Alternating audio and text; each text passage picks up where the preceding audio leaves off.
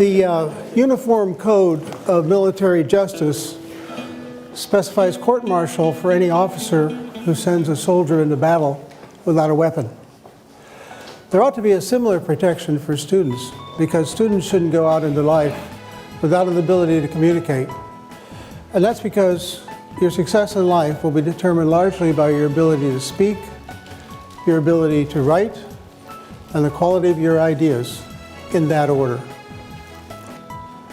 I know that I can be successful in this because the quality of communication, your speaking, your writing, is largely determined by this formula. It's a matter of how much knowledge you have, how much you practice with that knowledge, and your inherent talent. And notice that the T is very small. What really matters is what you know. This point came to me suddenly a few decades ago when I was skiing at Sun Valley. I had heard that it was Celebrity Weekend, and one of the celebrities was Mary Lou Retton, famous Olympic gymnast, perfect tens in the vault. And I heard that she was a novice at skiing, so when the opportune moment arrived, I looked over on the novice slope and saw this young woman who, when she became unbalanced, went like that. And I said, that's got to be her. That must be the gymnast. But then it occurred to me, I'm a much better skier than she is, and she's an Olympic athlete, not only an ordinary Olympic athlete, an outstanding one. And I was a better skier because I had the K, and I had the P, and all she had was the T. So you can get a lot better than people who may have inherent talents if you have the right amount of knowledge. So that's what my objective is today, and here's my promise. Today you will see some examples of what you can put in your armamentarium of speaking techniques. And it will be the case that some one of those examples, some heuristic, some technique, maybe only one, will be the one that gets you the job. And so this is a very non-linear process. You never know when it's going to happen. But that is my promise. By the end of the next 60 minutes, you'll have been exposed to a lot of ideas, some of which you'll incorporate into your own repertoire, and they will ensure that you get the maximum opportunity to have your ideas valued and accepted by the people you speak with. Now, in order to do that, we have to have a rule of engagement, and that is no laptops, no cell phones. So if you could close those, I'll start up as soon as you're done. Some people ask why that is a rule of engagement. And the answer is, we humans only have one language processor.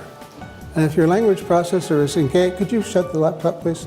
If your language processor is engaged, browsing the web or reading your email, you're distracted. And worse yet, you distract all of the people around you. Studies have shown that. And worse yet, if I see an open laptop somewhere back there or up here, it drives me nuts, and I do a worse job. And so that ensures that all of your friends who are paying attention don't get the performance that they came to have. So that's it for preamble. Let's get started.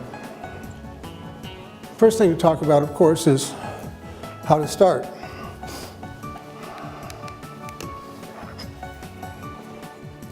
Some people think the right thing to do is to start a talk with a joke.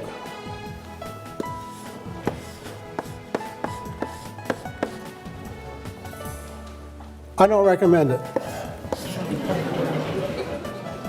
And the reason is that in the beginning of a talk, people are still putting their laptops away. They're becoming adjusted to your speaking parameters, to your vocal parameters. And they're not ready for a joke. So it doesn't work very well. They usually fall flat. What you want to do instead is start with an empowerment promise. You want to tell people what they're going to know at the end of the hour that they didn't know at the beginning of the hour. It's an empowerment promise. It's the reason for being here. What would be an example? Oh, I see.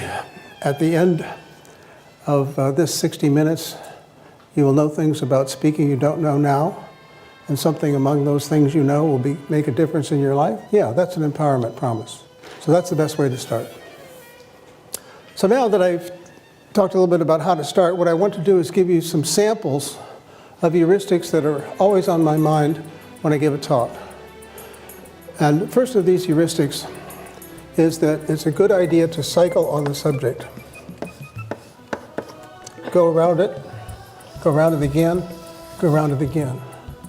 Some people say, tell them what you want to tell them again, and then tell them a third time, as if people weren't intelligent. But the point is, the reason is, well, there are many reasons, one of which is at any given moment, about 20% of you will be fogged out no matter what the lecture is. So if you want to ensure that the probability that everybody gets it is high, you need to say it 3 times. So cycling is one of the things that I always think about when I give a talk.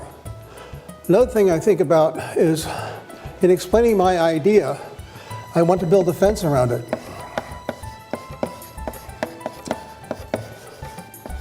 So that it's not confused with somebody else's idea.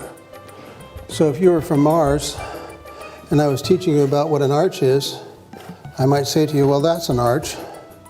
And that's not to be confused with some other things that other people might think is an arch. This is not an arch. That's not an arch. I'm building a fence around my idea so that it can be distinguished from somebody else's idea. So in a more technical sense, I might say, well, my algorithm might seem similar to Jones's algorithm, except his is exponential and mine's linear. That's putting a fence around your idea so that people can not be confused about how it might relate to something else. The third thing on this list of samples is the idea of verbal punctuation.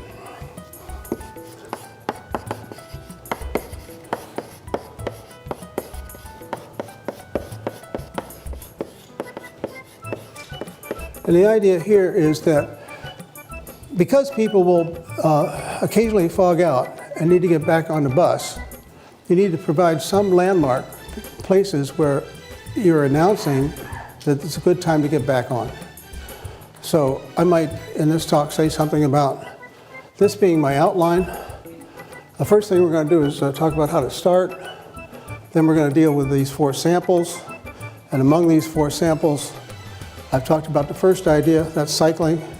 The second idea, building, and now the third idea is verbal punctuation.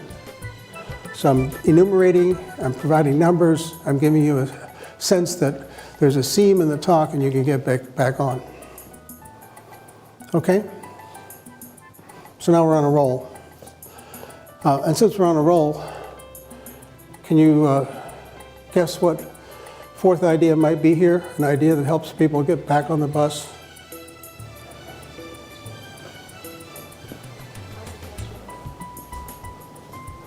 Yes? Ask a question. Ask a question, yes. Thank you. So ask a question.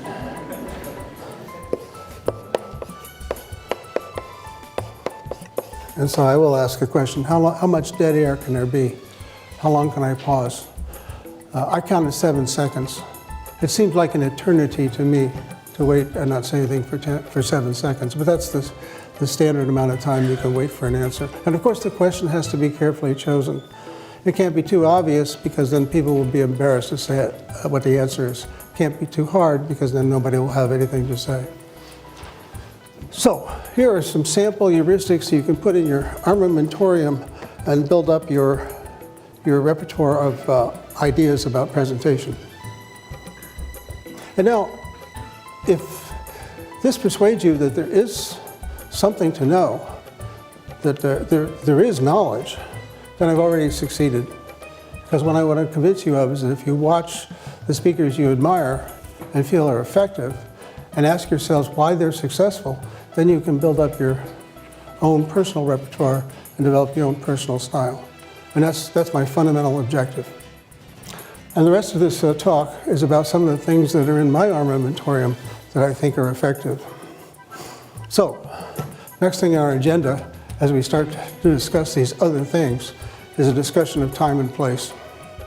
So what do you think is a good time to have a lecture?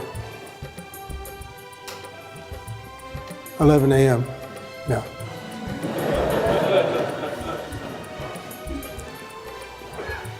And the reason is,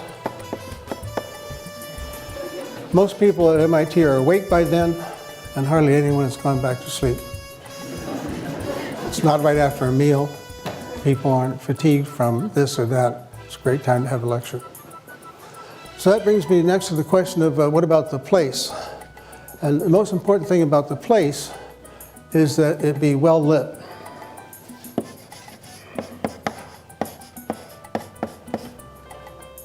This room is well lit. Problem with the other kinds of rooms is that we humans, whenever the lights go down, or whenever the room is dimly lighted, it signals that we should go to sleep. So whenever I go somewhere to give a talk, even today, the first thing I do when I speak to the audiovisual people is say, keep the lights full up. Oh, they might reply, people will see the slides better if we turn the lights off. And then I reply, it's extremely hard to see slides through closed eyelids.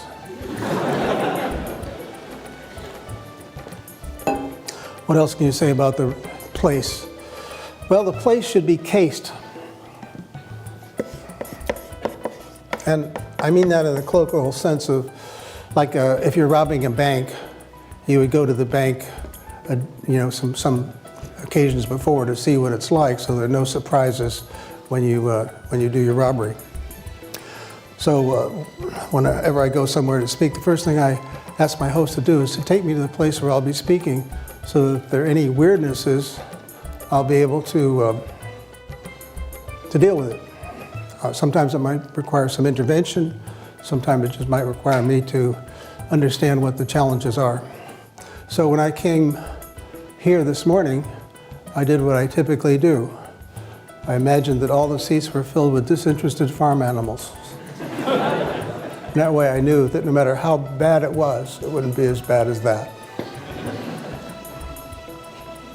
So finally, it should be reasonably populated.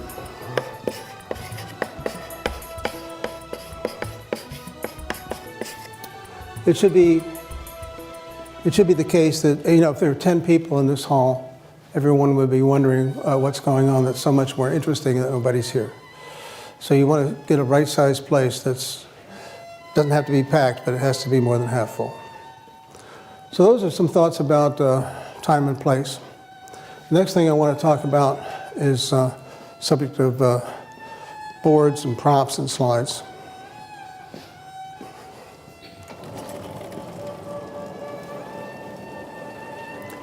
Well, these are the tools of the trade. I believe that this is the right tool for speaking when your purpose is informing. The slides are good when your purpose is exposing. But this is what I use when I'm informing, teaching, lecturing. And there are several reasons why I use it. For one thing, when you use the board, you have a graphic quality.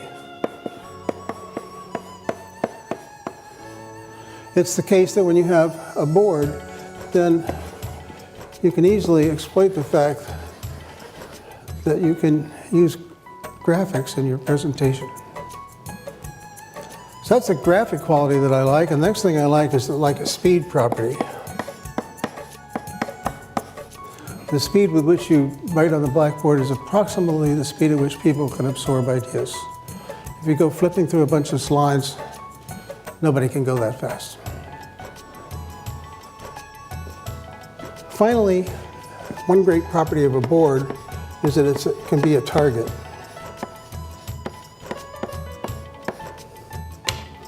Many people who are novices at speaking find themselves suddenly aware of their hands. It's as if their hands were private parts that shouldn't be exposed in public, so right away they go into the pockets. And this is considered insulting in some parts of the world. Or alternatively, maybe the hands will go in back like this.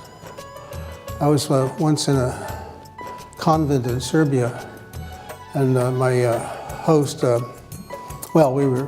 soon as we entered, a nun came up to us and offered us a refreshment. And I was about to say, no, thank you, when he said, eat that stuff or die. It's a question of local custom and politeness. But then, before anything happened there, the nun pulled my hands off like this, because it was extraordinarily insulting in that culture to have your hands behind your back. So why is that? Well, it's usually supposed that that it has to do with whether you're concealing a weapon. So if your hands are in your pockets or behind your back, then it looks like you might have a weapon. And that's what I mean by the virtue, one of these virtues of the board. Now you have something to do with your hands. You can point out the stuff. I was once watching Seymour Papert give a lecture, and I thought it was terrific.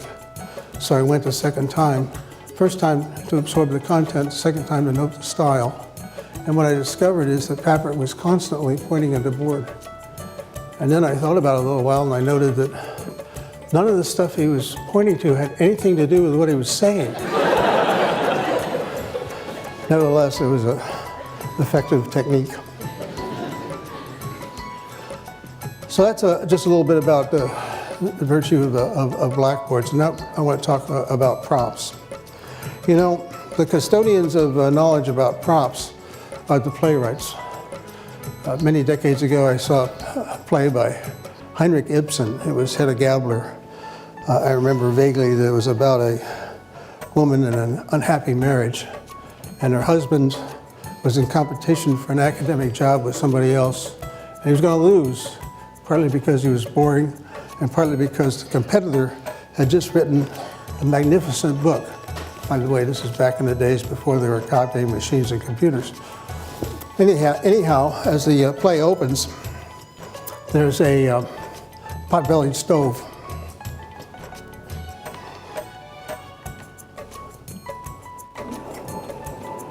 And in the beginning of the play, the pot-bellied stove with its open door just has some slightly glowing embers.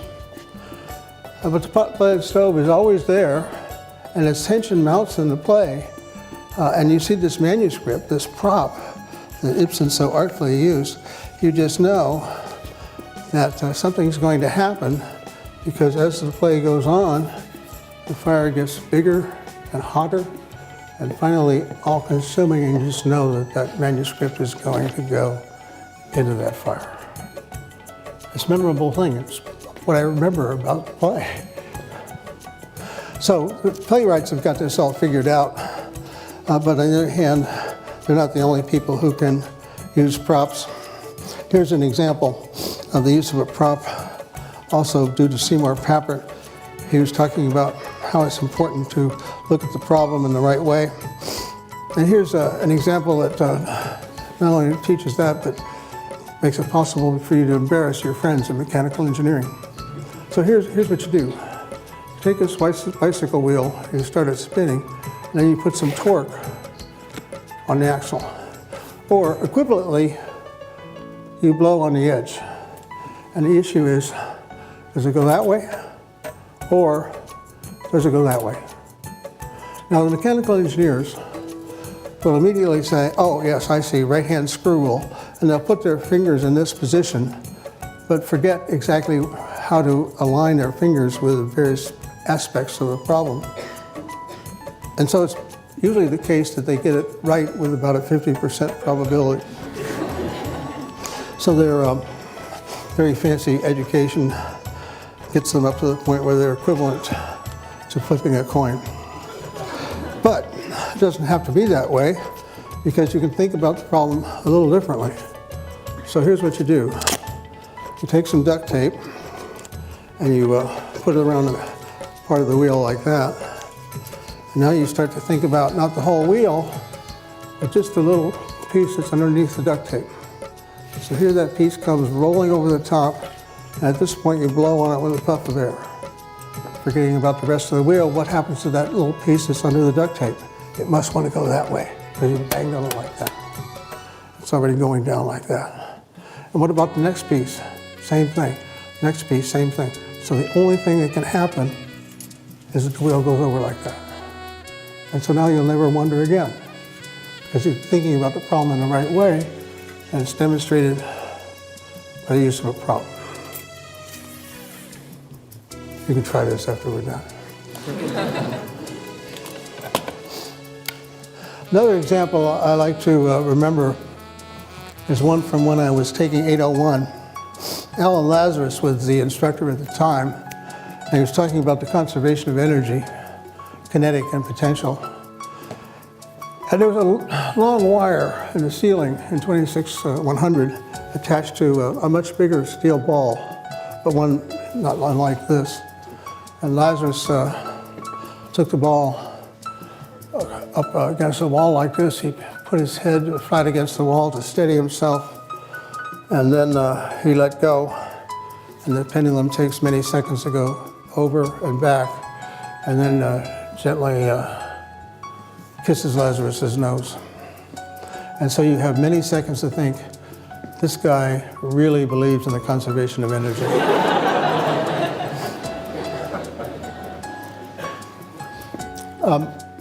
Do not try this at home.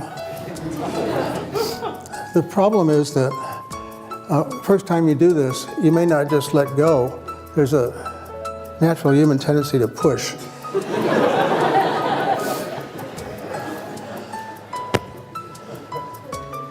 So that's a little bit on the subject of props.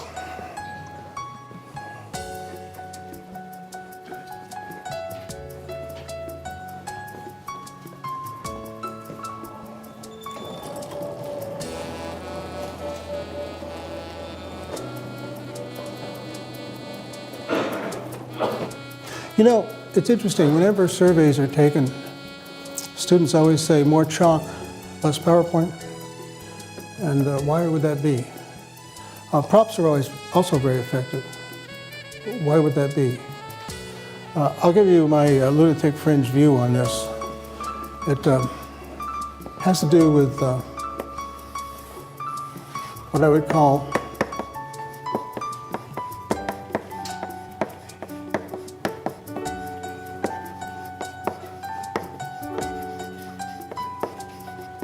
empathetic mirroring. When you're sitting up there watching me write on the board, all those little mirror neurons in your head, I believe, become actuated, and you can feel yourself writing on the blackboard. And even more so, when I talk about this steel ball going that way and this way, you can feel the ball as if you were me. And you can't do that with a slide. You can't do it with a picture. You need to see it in the physical world. That's why I think that, oh yes, of course, there are speed questions involved too that have to be separated out, but I think the empathetic mirroring is why props and the use of a blackboard are so effective.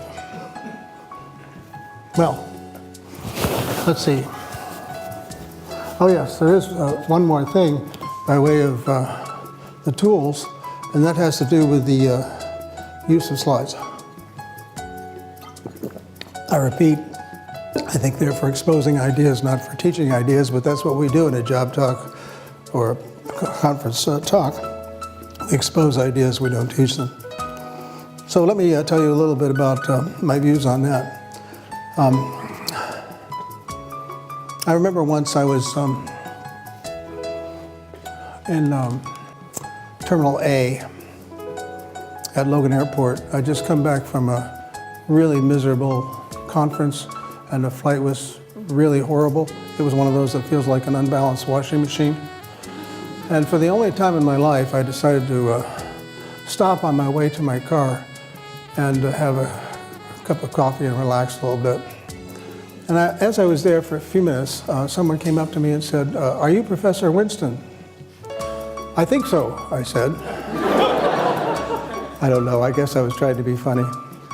In any event, he said, "I'm on my way to Europe to give a job talk. Would you mind critiquing my slides?" "Not at all," I said. "You have too many and they have too many words." "How did you know?" he said, thinking perhaps I'd seen a talk of his before. I hadn't. My reply was, because it's always true. There are always too many slides, always too many words. So let me show you some extreme examples of how not to use slides. Well, for this demonstration, I need to be way over here. When I get over here, then I can start to say things like, one of the things you shouldn't do is read your transparencies. People in your audience know how to read, and reading will just annoy them. Also, you should be sure that you have only a few words on each transparency and that the words are easy to read. And I hope it's driving you crazy because I'm committing all kinds of crimes. The first of which is that there are too many words on the slide. Second of which is I'm way over there and the slide's way over there. So you get into this tennis match feeling of shifting back and forth between the slide and the speaker. You want the slides to be condiments to what you're saying, not the main event or the opposite way around. So how can we fix this? Step number one is to get rid of the background junk. That's always distraction. Step number two is to get rid of the words. When I reduced the words to these, then everything I read a previous time, I'm not licensed to say because it's not on the slide. I'm not reading my slides anymore, but I'm saying what was written on the slides in a previous example. So what else can we do to simplify this? Well, we can get rid of the logos. We don't need them. Simplification. What else can we do? Get rid of the title. Now I want to talk to you about some rules for slide preparation. I'm telling you the title. It doesn't have to be up there. By reducing the number of words on the slide, I'm allowing you to pay more attention to me and less to what's written on the slide. I mentioned it before, we have only one language processor, and we can either use it to read stuff or to listen to the speaker. And so if we have too many words on the slide, it forces people in the audience to read this stuff and not listen. A student of mine did an experiment a few years ago. He taught some students some web-based programming ideas. Half the information was on slides. He said the other half. And then for a control group, he reversed it. And the question was, what did the subjects, that is to say, freshmen in his fraternity, what did the subjects remember best? What he said or what they read on the slide? And the answer is what they read on the slide. When their slides have a lot of material on it, they don't pay attention to the speaker. In fact, in the after-action report, one of the subjects said, "I wish you hadn't talked so much, it was distracting." Well, that last item is eliminate clutter. Now here's some clutter. No reason even for those bullets. So the too many words problem is a consequence of a crime Microsoft has committed by allowing you to use fonts that are too small. So you should all have a sample slide like this that you can use to determine what the minimum font size is that's easily legible. Shiru, what do you think of those? Which size is right? What's that? Did you ask them which size is right? Yeah, minimum maybe. 40 or 50? Yeah, he says 40 or 50. I think it's about right. 35 is if you get too small. Not necessarily because you can't read it, but because you're probably using it to get too many words on the slide. What other crimes do we have? Well, we have the laser pointer crime. And for that, I really want. You know, in the old days, when we didn't have laser pointers, we used wooden ones, and people would go waving these things around, and pretty soon it became almost like a baton twirling contest. So here's what I recommended in the old days for dealing with this kind of pointer.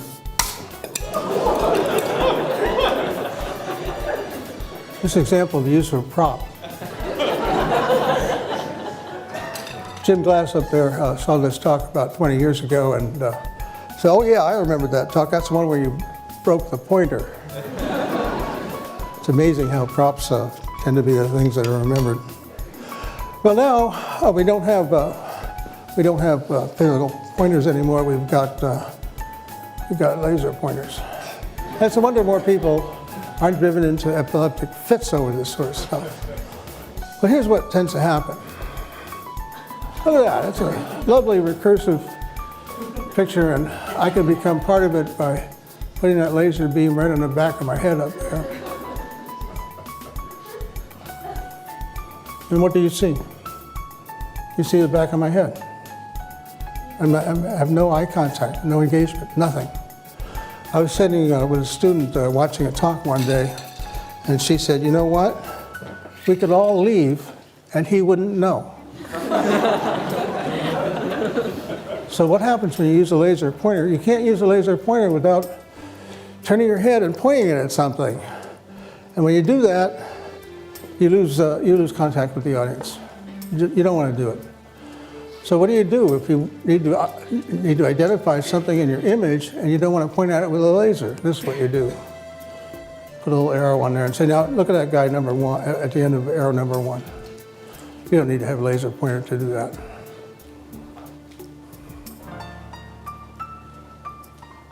The too heavy crime. When people ask me to review a presentation, I ask them to print it out and lay it out on a table. When they do that, it's easy to see whether the talk is too heavy, too much text, not enough air, not enough white space, not enough imagery. This is a good example of such a talk. Way too heavy. The presenter has taken advantage of small font sizes to get as much on the slide as he wanted. Lots of other crimes here, but the fact that it's too heavy is what I wanted to illustrate. So here, by contrast, is another talk, one I gave a few years ago. It wasn't a deeply technical talk, but I show it to you because there's air in it. It's mostly pictures of things. There are 3 or 4 slides that have text on them, but when I come to those, I give the audience time to read them. And they're there because they might have some historical significance. The first slide with a lot of text on it is an extraction from the 1957, from the proposal for the 1957 AI conference at Dartmouth. Extraordinarily interesting event, and that historical extraction from the proposal helps drive that point home. What else have we got here? Oh yeah, your vocabulary word for the day. This is an apax legomenon. What that means is, this is the kind of slide you can get away with exactly once in your presentation. This is a slide that got some currency some years ago because it shows the complexity of governing in Afghanistan by showing how impossibly complex it is. It's something you and the audience can't understand, and that's the point. But you can't have many of these. You can have one per work, one per presentation, one per paper, one per book. That's what apax legomenon is, and this is an example of it. Well, I've shown you some crimes, and so you might be asking, do these crimes actually occur? So they do.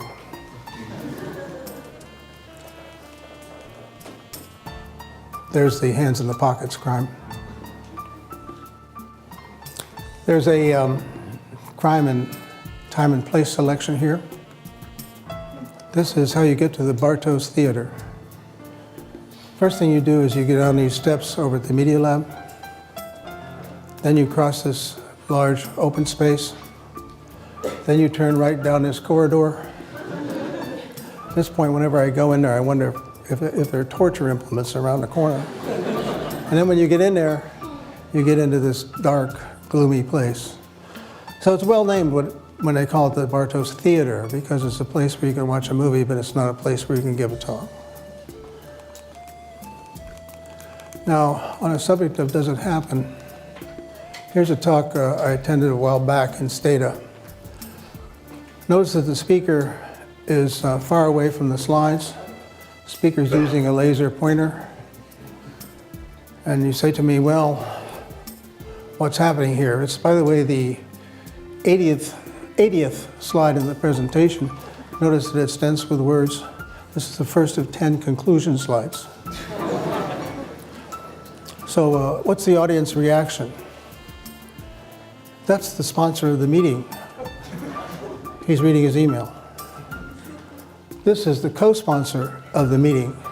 He's examining the lunch menu. What about this person? This person looks like he's paying attention, but just because it's a still picture. If you were to see a video, what you would see is something like this.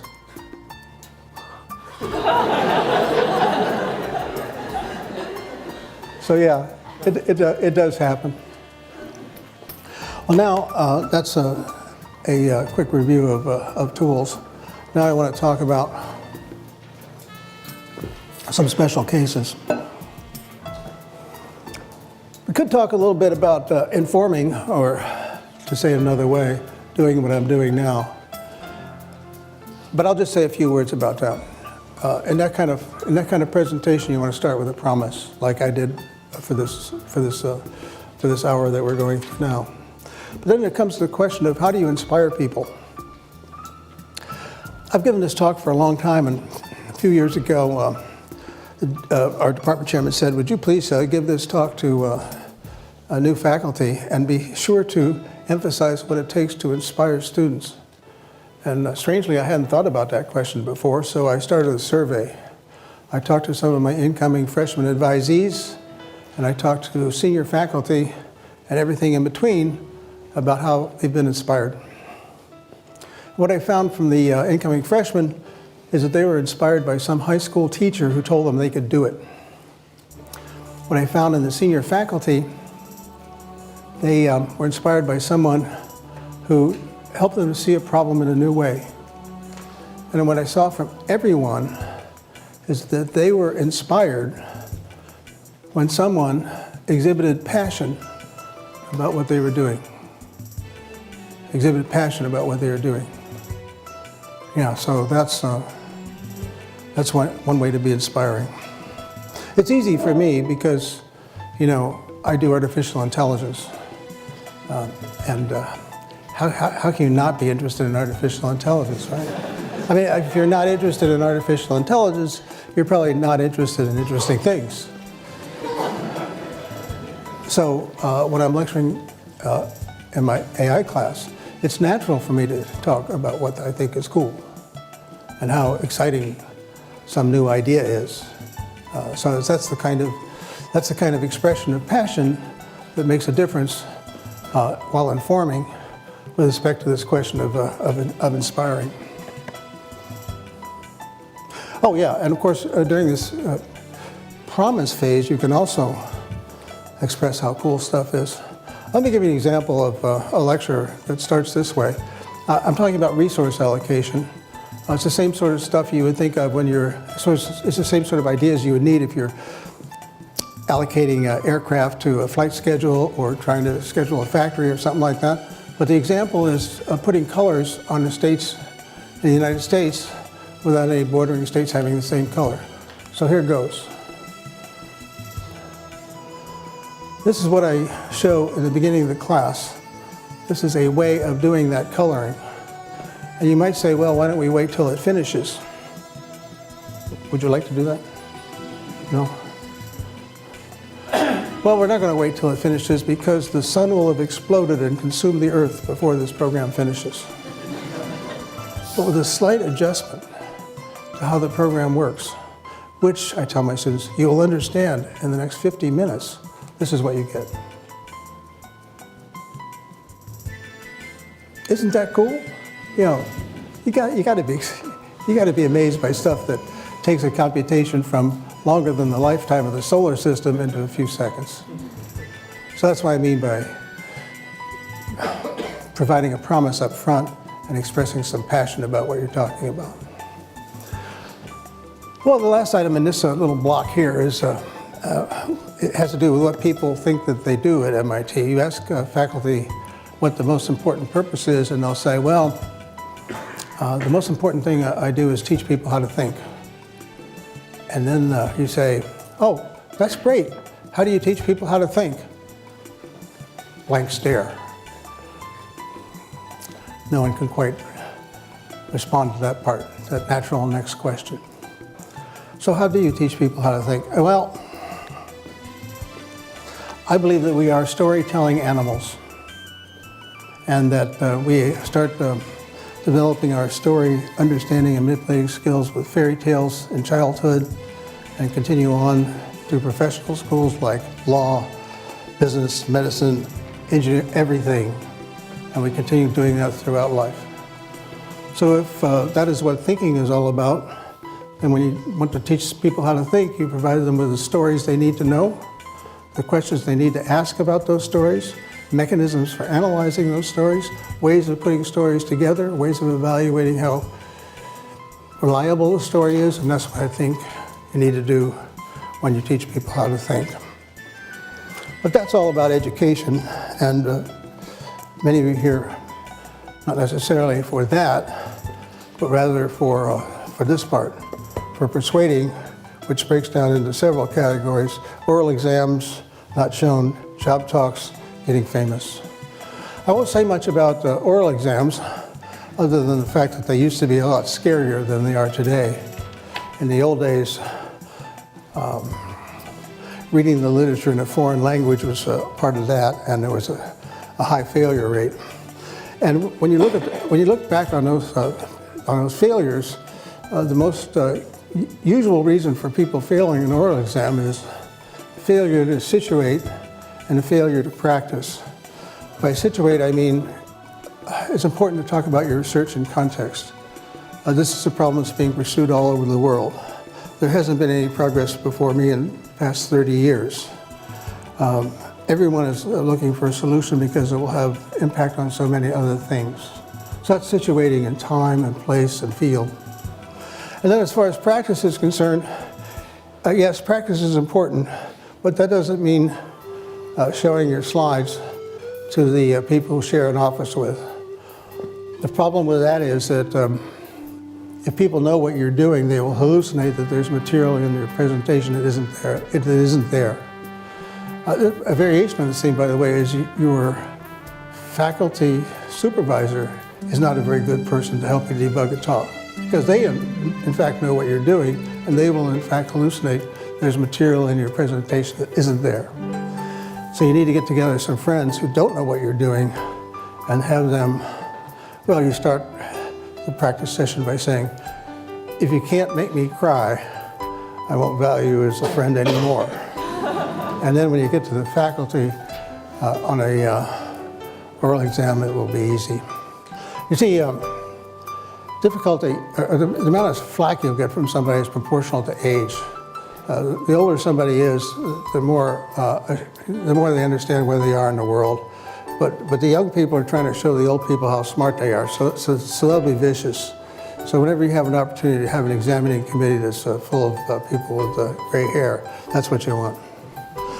Well, that's just a word or two about something I haven't listed here. Let's get into the subject of job talks. So I was sitting in a bar many years ago in San Diego. I was a member of the Navy Science Board, and I was sitting with a couple of my colleagues on the board. Dolores Eder from the University of Colorado. She made me so jealous I could spit because she'd written 21 books and I'd only written 17. And then the other one was Bill Weldon from the University of Texas. He was a electromagnetism guy, and he knew how to use rail guns to drive steel rods through tank armor. These are interesting people. So I said, what do you look for in a faculty candidate?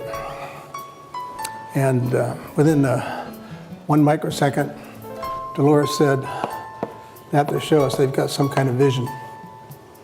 Quickly followed by Bill, who said, they have to show us that they've done something.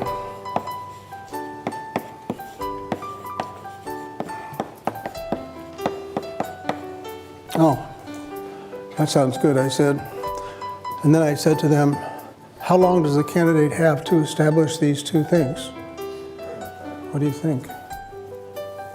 Well, compare your answer to theirs.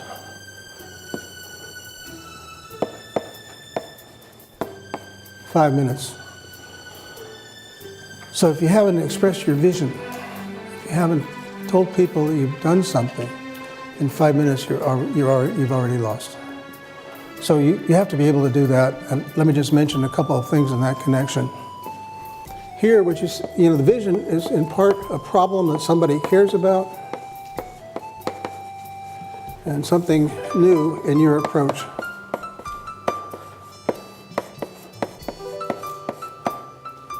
So the problem is understanding the nature of human intelligence, and the approach is asking questions about what makes us different from chimpanzees and Neanderthals.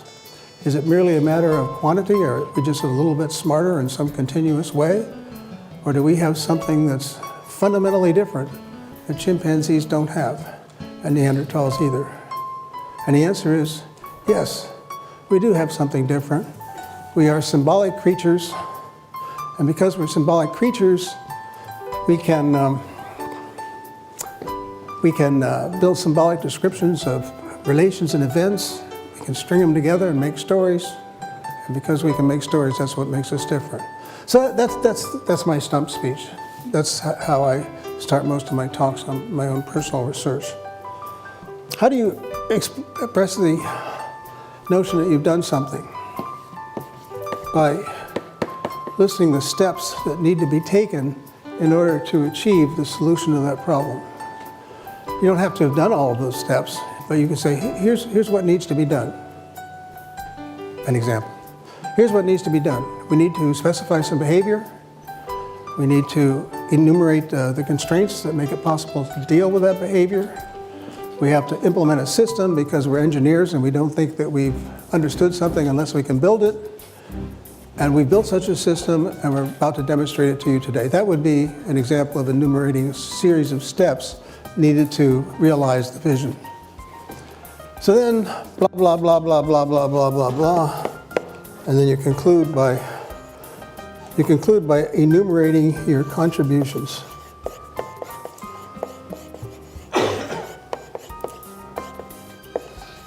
It's kind of mirror of these steps and helps to establish that you've done something. So that's a kind of general purpose framework for doing a technical talk. Now, only a few more things left to do today. Getting famous is the next item on our agenda, because once you've got the job, you need to think a little bit about how you're going to be recognized for what you do. So,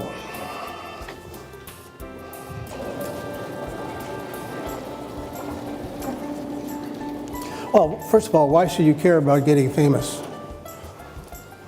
I thought about this in connection with a fundraising event I attended once.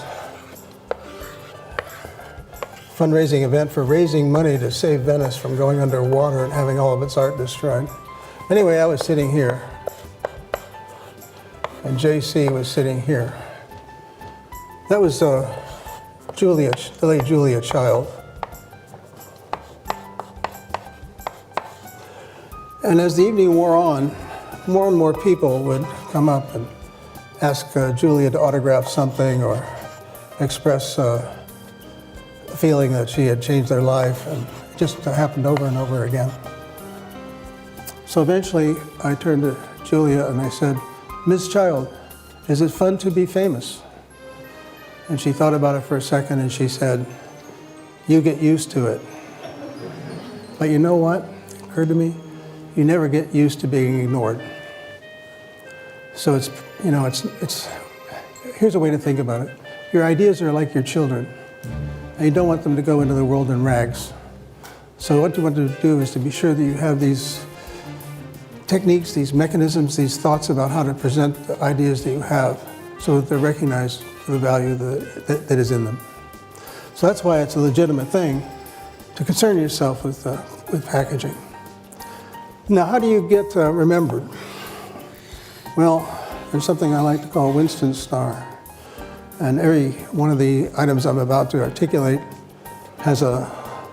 starts with an S. So if you want your presentation ideas to be remembered, one of the things you need to do is to make sure that you have some kind of symbol associated with your work. So this arch example is actually from my PhD thesis many, many years ago. And in the course of my work at that time, this work on arch learning became mildly famous, and I didn't know why. It was only many years later that I realized that that work accidentally had all of the elements on this star. So the first element is that there was a kind of symbol. It's the arch itself. Next thing you need is some kind of slogan, a kind of phrase that provides a handle on the work. And in this case, the phrase was one-shot learning. And it was one shot because the program I wrote learned something definite from every example that was presented to us. So in going from a model based on this configuration to something that isn't an arch based on that configuration, the program learned that it has to be on top. One-shot learning. So that's a simple slogan, and now we need a surprise. Yeah, the surprise is you don't need a million examples of something to learn. You can do it with one example if you're smart enough to make use of that example appropriately. So that was the surprise. You can learn something definite from each example. Next item was a salient idea. Now, when I say salient idea, I don't mean important. What I mean is an idea that sticks out. Some theses, funnily enough, have too many good ideas and you don't know what it's all about because which one is it? So you need an idea that sticks out. And the idea that stuck out here was the notion of a near miss.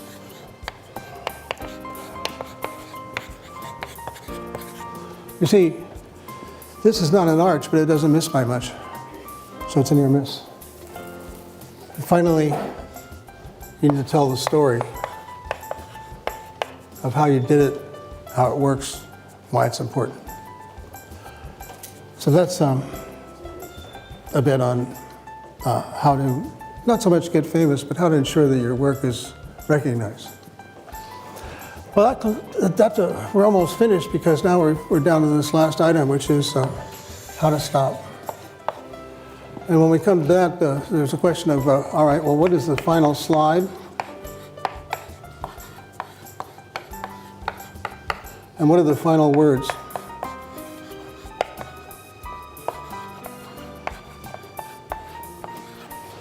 So for the final slide, let me give you some examples of possibilities. How about this one? Well, you might see that slide and think to yourself, there are 1,000 faculty at MIT. Nice piece of work, but not so much, but it's only a tiny piece of work if you divide by 1,000. So when you show a whole gigantic list of collaborators at the end of a talk, it's a kind of letdown because it suggests that nobody knows, well, did you do anything significant? Now you got to recognize your collaborators, right? So where do you do that? Not on the last slide, on the first slide. All this was on the first slide. These are the collaborators. So you don't want to put them at the end. You don't want to slide like this. How about this one? This is the worst possible way to end a talk. Because this slide can be up there for 20 minutes. I've seen it happen. It squanders real estate. It squanders an opportunity to tell people who you are. It's just... What about this one? I often see it. I've never seen anybody write it down. Also, it wastes opportunity. Oh my God. Even worse. All of these slides do nothing for you. They waste an opportunity for you to tell people, to leave people with who you are. Well, what about this? This a good one?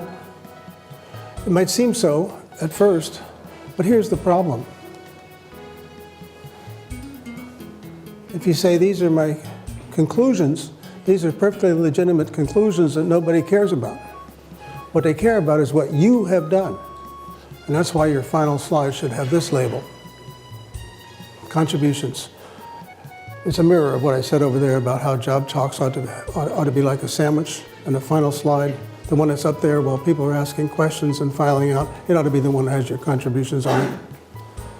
Here's an example from my own stump speech. Yeah, this is what I talk about a lot. Yes, here are the things that I typically demonstrate.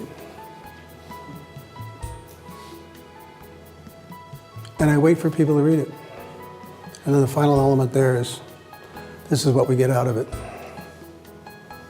So that's an example of a contribution slide. All right, now, what about the other part? You know, you got your final slide up there as a contribution slide. Somehow you have to tell people you're finished. So let's check out a few possibilities. One thing you could do in the final words is you could tell a joke. It's okay. By the time you're done, people have adjusted themselves to your voice parameters. They're ready for a joke. I was sitting in another bar, this time in Austin, Texas, with a colleague of mine named Doug Lenat. And Doug's a fantastic speaker. And so I said to Doug, Doug, you're a fantastic speaker. What's your secret? And he said, oh, I always finish with a joke, and that way people think they've had fun the whole time. So yeah, a joke will work down there. How about this one?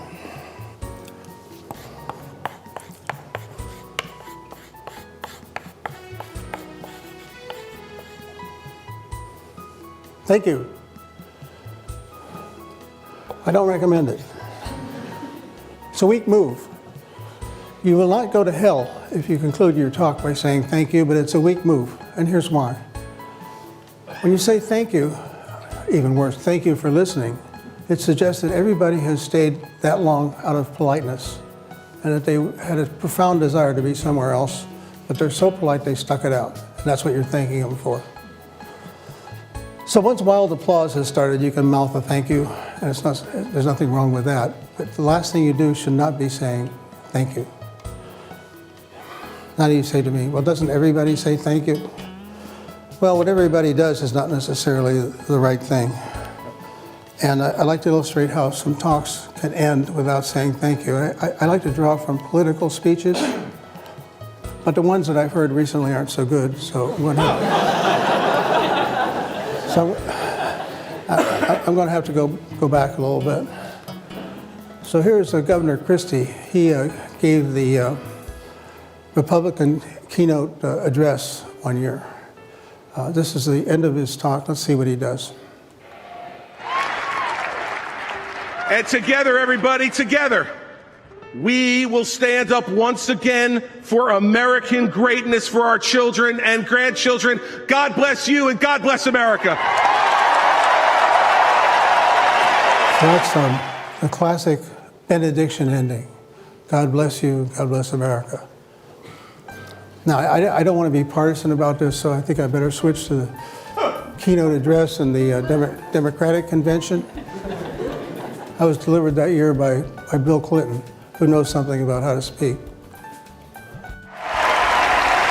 If that is what you want, if that is what you believe, you must vote and you must re-elect President Barack Obama. God bless you and God bless America.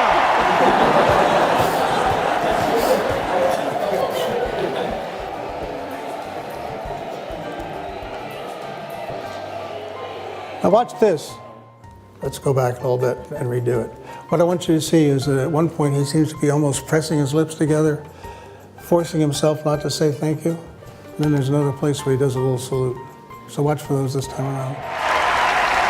If that is what you want, if that is what you believe, you must vote and you must re-elect President Barack Obama. God bless you and God bless America. That's where he's pursing his lips. There's a salute.